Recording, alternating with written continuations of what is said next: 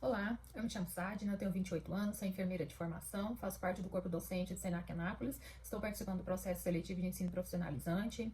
Hoje eu trago aqui uma proposta de videoaula para falar um pouquinho sobre prevenções de lesão por pressão.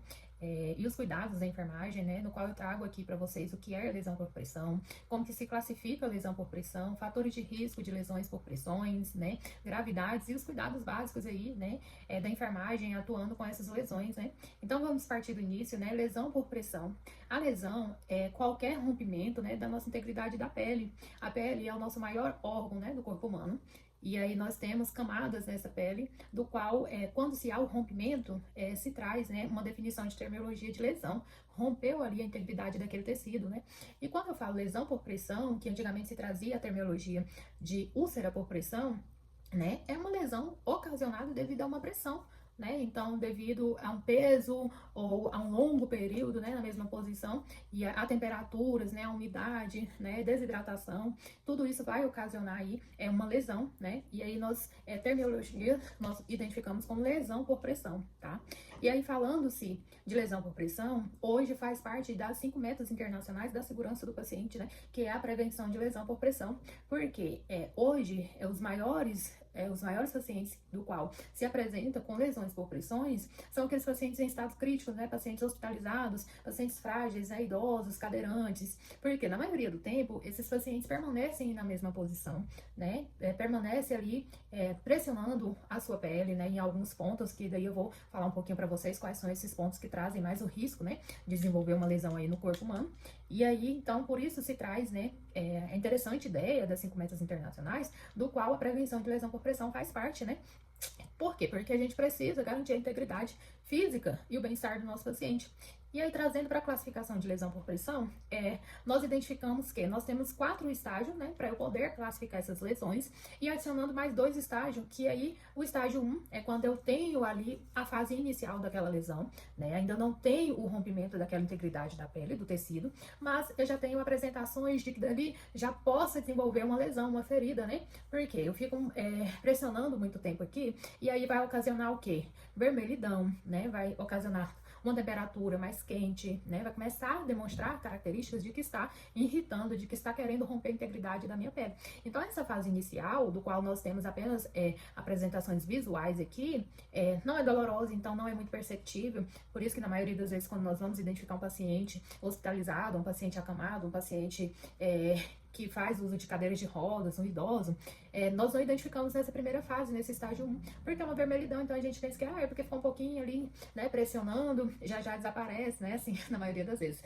E aí, essa fase inicial, esse estágio 1, muitas das vezes é passado despercebido, né, e os cuidados não são tomados da melhor maneira. Então, aqui, nessa fase inicial, nós temos, né, o estágio 1, e aí, quando eu tenho a agressão, digamos assim, né, apenas na primeira camada da nossa pele, que nós falamos que é a epiderme, né, do qual a gente sabe que as classificações da pele, ela se divide em camadas, e a primeira camada, que é essa camada inicial aqui, chama-se epiderme. Então, o estágio 1 ainda está aqui nessa fase inicial, tá?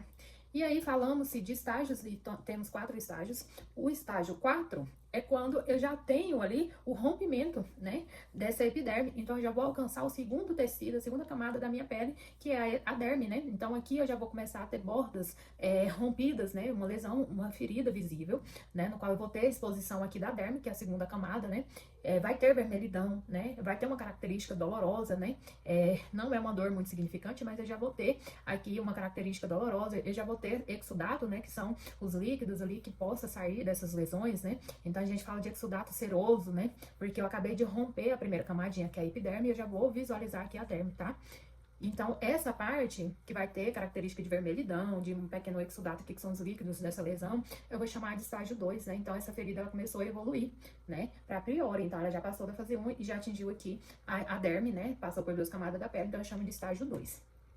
E aí, vamos avançando, né, para as classificações dessa lesão por pressão, e eu chego no estágio 3, né, que é onde eu já tenho aqui a perda desses tecidos significantes, né, então eu já tenho o rompimento da epiderme, já cheguei na derme, né, já estou chegando ali no tecido adiposo, né, aquele tecido mais gorduroso, né, que a gente fala de tecido subcutâneo, né, no qual eu consigo visualizar aqui tecido de granulação, aquela pele vermelhinha com características de digamos assim, mais aproximado de carne moída, né, aquele tecido vivo, vermelhinho, né. Posso ter esfacelos, né, que são um tecido mais amarelado, do qual traz para mim que essa lesão, ela está no estado já um pouquinho mais avançado, tá?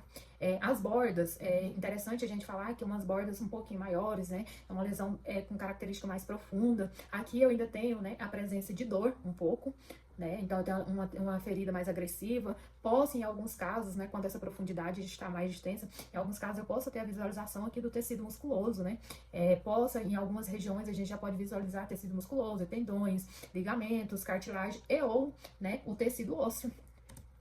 E aí, falando-se em estágios, nós chegamos já no estágio 4, né? Onde eu tenho a perda total aqui dessa pele. Então, eu já passei pela epiderme, pela derme, pelo tecido adiposo, consigo visualizar o tecido muscular. E aí, eu já vou chegando no tecido ósseo, né? Então, eu tenho uma lesão aqui, uma gravidade maior, uma lesão grande, que o tempo, né, de cicatrização dessa ferida é maior. Os cuidados, né, as coberturas que eu vou utilizar aqui vai ser coberturas que tenha mais uma finalidade curativa mesmo, né, de remover alguns tecidos. Então, eu já posso aqui visualizar pontos de esfacelos, ponto de necrose, que é a morte do tecido.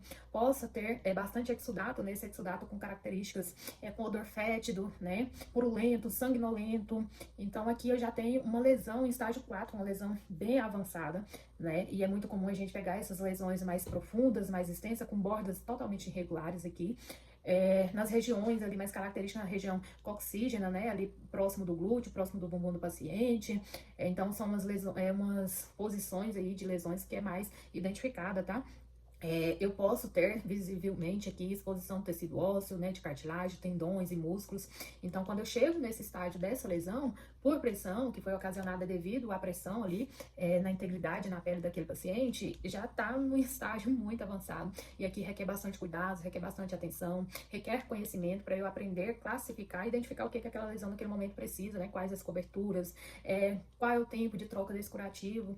Então, aqui, não que nos outros estágios não precisa, mas aqui eu já tenho um olhar maior, porque às vezes, dependendo da quantidade de tecido que foi danificado aqui, eu vou ter indicação de um debridamento mecânico, né, de um debridamento em centro cirúrgico, de uma possível indicação de enxerto, uma avaliação médica, né, então aqui eu já tenho uma lesão por pressão em estágio muito avançado, tá? E aí nós falamos ainda, né, dos 4 estágios, eu chego aqui na classificação de uma lesão não classificável. O que seria, né? O nome já nos diz, lesão não classificável, onde eu não consiga classificar o estágio dessa lesão. Por quê? Porque aqui eu vou ter um tecido de esfacelo ou de necrose que está camuflando, né, aonde a visualização de onde aquela lesão está alcançando, ou seja, como se eu tivesse uma barreira aqui. E aí, essa barreira pode ser necrose ou o tecido de esfacelos. E aí, aqui eu vou ter que fazer a remoção desse tecido, né, através de um debridamento. O debridamento é a provocação do rompimento desse tecido, pode ser ele mecânico, né, pode ser ele medicamentoso, pode ser ele centro cirúrgico, para que eu remova esse tecido e tenha a visualização aqui, né, de profundidade, de extensão, de quais os tecidos que foi prejudicado, né, de derme, de epiderme, de tecido adiposo, de tecido musculoso, né, se eu já consigo visualizar o tecido ósseo aqui, de bordas, se é bordas deslaceradas, né, bordas irregulares. Então aqui eu não consigo classificar o estágio dessa lesão, porque tem algo que está tampando a minha visualização. Então quando eu chego nessa fase aqui, eu falo que é uma lesão não classificável. Eu preciso remover para que eu possa classificar, tudo bem? E aí, falando ainda de classificação, nós temos, né, uma outra classificação, que é a lesão tissular profunda, né, onde eu tenho, às vezes, eu vou ter uma pele íntegra ou não, né, com uma área localizada, persistente ali, de descoloração vermelha. Então, ela vai apresentar para mim uma coloração, assim, mais escura, amarrom, né, ou esbranquecida, que aquela epiderme vai aparecer para mim, assim, às vezes, desidratada, né, ressecada, e aí possa ter exudato, né, sanguinolento, fétido, e aí onde eu vou precisar remover esse tecido. E aqui eu falo que eu estou começando a perder o tecido tissular. Então eu classifico essa lesão ainda como uma lesão tissular profunda, tá? Então essas foram as classificações de lesões, né?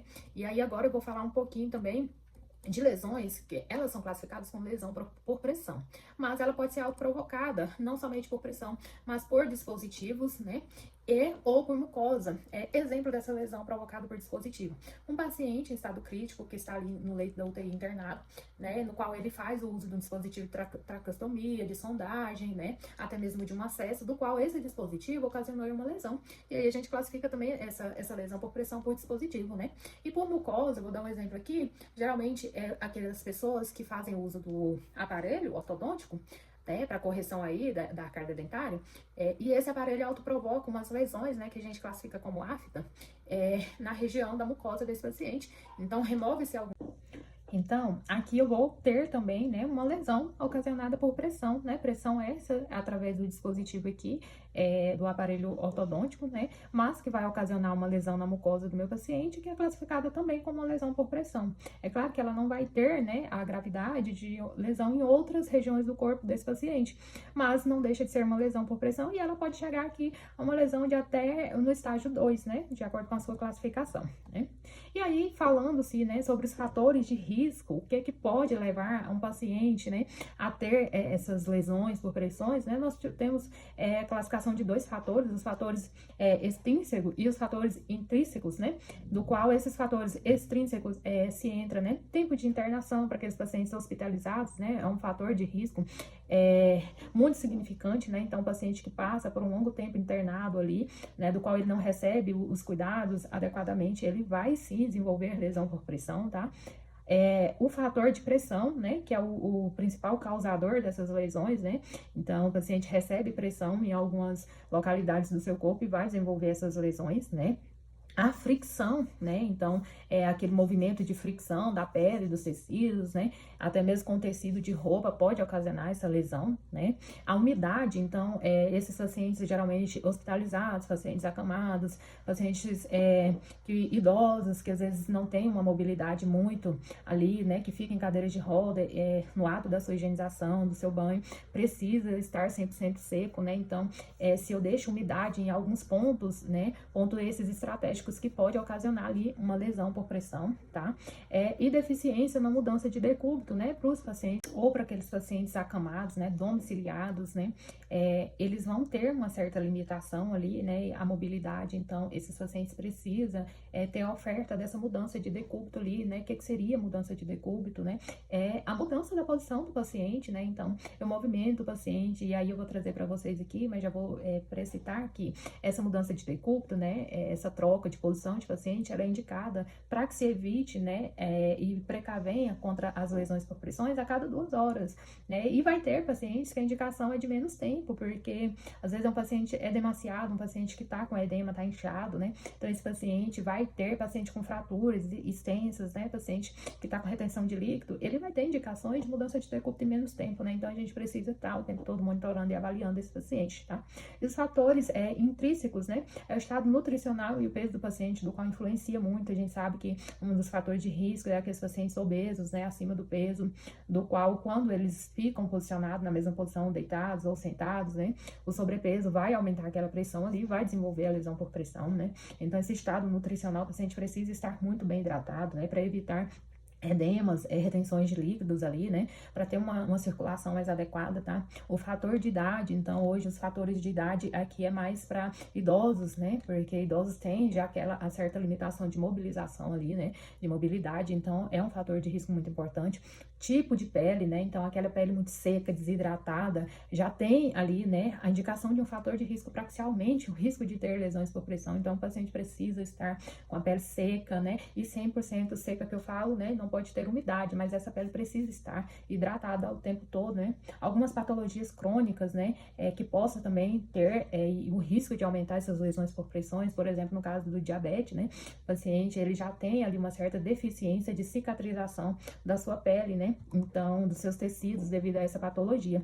Então, esses pacientes, eles tendem a desenvolver lesões por pressões e, consequentemente, a cicatrização é um pouco mais demorada, é difícil, né? E aí demanda de mais tempo, de mais dedicação e mais cuidados, né? e algum uso de medicações, algumas medicações que vai dificultar, né, a vascularização, a hidratação, né, e aí possa atrapalhar ou no processo de cicatrização ou possa desenvolver ainda e aumentar o risco de ter lesões por pressões, tá? Então esses foram alguns fatores de risco, né? E agora eu vou falar para vocês alguns pontos do quais esses pontos possam, são pontos estratégicos negativamente para que onde se desenvolva as lesões por pressões. Então é muito comum você encontrar paciente com essas lesões aqui na região, né, da nuca, né, onde o paciente apoia ali a sua cabeça ao ter um decúbito dorsal, né? Aqui nas regiões escapulares, né? No queixo, dependendo da posição do paciente, na região da coluna aqui dorsal, nos cotovelos, na região sacral, né? Aqui nas proximidades do joelho e na região calcânea. Então, são os pontos aonde o nosso corpo tende, né? Durante o repouso, o decúbito dorsal, ter os apoios, né? E aí vai gerar pressão e vai aumentar-se a temperatura, vai desidratar e vai ocasionar aí em ter as lesões por pressões, tá? E aí, falando nas avaliações, né? Como a gente já então, como a gente já falou, né, do que é lesão por pressão, né, os fatores de risco, os pontos, né, mais estratégicos que possa desenvolver, né, a classificação dessas lesões, nós utilizamos uma ferramenta que chama escala de Braden, né, que é uma escala que vai nos ajudar a avaliar essa lesão por pressão, classificar, identificar o nível de risco dessas lesões, né. Então, a gente avalia 6 fatores que vai nos classificar aí quanto à gravidade dessa lesão. E aí, dentro desses fatores, a gente avalia o valor, o fator sensorial, né, o fator de umidade, né, avalia a questão da integridade ali de umidade da pele, a atividade, a mobilidade desse paciente, a nutrição e a fricção, né, o cisalhamento, né, a possível causa dessa lesão. E aí nós utilizamos essa escala com graduação em numerações, do qual nos traz pontuações, né, e aí dessas pontuações, os valores menores vai nos trazer um altíssimo risco dessa classificação aí dessa lesão por pressão, e os valores maiores que podem chegar até 23 pontos é uma lesão que não apresenta risco, né, então ela vai estar ali mais próxima do estágio 1, onde ela está na sua fase inicial, então não vai se apresentar muito risco. Então a gente tem, né, uma lesão sem risco, de médio risco, risco moderado, risco alto e altíssimo risco, que chega aí numa pontuação, né, de 6 a 9 pontos. Então essa escala, ela nos norteia, né, a identificar o risco dessa lesão para os possíveis cuidados e cuidados esses imediatos, né. E aí, falando-se agora dos cuidados, né, vamos apresentar alguns cuidados que se enquadram para a enfermagem, que seria, né, manter essa pele limpa e seca, né, então a pele precisa estar bem higienizada e seca, principalmente nesses pontos aí, pontos que mais nos possam desenvolver a lesão por pressão, né, utilizar produtos, né, que vai manter esse pH equilibrado, então evitar alguns produtos dermatologicamente não indicados, né, que possa agredir essa pele, hidratar a pele, então essa pele que apresenta aquele tecido desidratado, ressecado, nós precisamos hidratar regularmente, né, não ficar massageando, provocando, né, aquela pele, principalmente para aqueles pacientes que têm a presença de edemas ali, pacientes inchados, né, então, nós precisamos proteger a pele desse paciente, fazer orientações, né, quanto à sua hidratação, à sua alimentação, né, o consumo de alimentos saudáveis, prática de mobilidade, né, então, estabelecer para aqueles pacientes que têm ainda uma mobilidade, por mais que seja frágil, mas que ele possa, né, estar se movimentando, estimulando circulação, né, vendo a questão de ambientação, porque a gente sabe que um fator ocasional ali dessas lesões por pressão também tem a questão da temperatura, né? Realizar a mudança de decúbito, a cada 2 horas é indicado reavaliar esse paciente, verificar sempre se estar possivelmente iniciando essas lesões. Durante o processo de curativo, devido às classificações, precisa ter a melhor escolha de coberturas, né? Coberturas são os produtos que a gente utiliza para devolver aquele tecido saudável, né? Então, para ter uma cicatrização mais rápida, ver a indicação dessa lesão, se é um curativo oclusivo, semi-oclusivo, né? Se tem indicação de um debridamento, de um enxerto, então nós precisamos aprender a classificar, identificar o risco e tratar essas lesões aí. E o mais fundamental é a prevenção, a gente atua muito com a prevenção, né? Orientar o paciente, se for um paciente idoso, um paciente acamado, né? Que às vezes não vai ter a sua consciência 100% ali de assimilação dessas orientações, passar para um familiar, para um acompanhante, né, quais os cuidados, né, o que pode ocasionar, né, trazer indicações ali, né, dessas mudanças de decúbito. Nós temos ali o colchão, casca de ovo, né, que é um colchão que tem ali umas protuberâncias, do qual vai fornecer, né, o descanso entre essas posições que mais tendem a ficar pressionada, né, sobre a cama. Então, fazer indicação desse colchão para aqueles pacientes que possam ter ou desenvolver essas lesões, né, identificar uma área arejada com ventilação, orientar esses pacientes, esses acompanhantes familiares, produtos, né, que possa auxiliar ali na hidratação, que vai manter, tirar alguns mitos, né? Então, tem-se alguns mitos, principalmente com a medicina ali alternativa, né, de utilizar alguns produtos naturais, babosa, café, creme dental. Em algumas lesões a gente precisa fazer essas orientações corretas de que o uso, né, desses produtos naturais não vai trazer benefício para aquela lesão, né, e trazer realmente a identificação dos cuidados e cuidados esses assertíveis que vai trazer melhora para essas lesões. Então é isso, né? Desculpa se eu falei muito, mas essa é a minha aula, tá bom? Muito obrigada. Tchau, tchau.